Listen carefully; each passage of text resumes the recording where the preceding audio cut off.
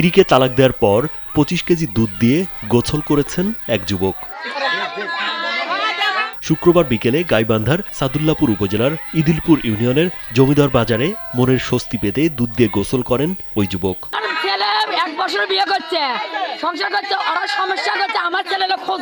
হৃদয় মিয়া 1 বছর আগে একই গ্রামের রিয়ামণিকে 2,85,000 টাকা দেনমোহরে বিয়ে করেন। এরপর থেকে স্বামী স্ত্রীর মধ্যে মনোমালিন্য চলতে থাকে।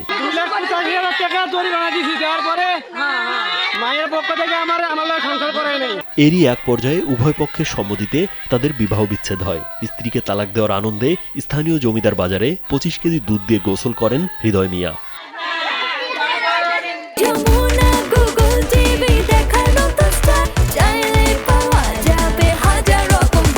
এ সময় গ্রাম্য গান গীত গেয়ে মহা আনন্দে হৃদয়কে গোসল করিয়ে তৃপ্তির স্বাদ নেন স্বজনরা, যা মুহূর্তে চাঞ্চল্যের সৃষ্টি হয়। রাজীব বিশ্বাস, কালবেলা।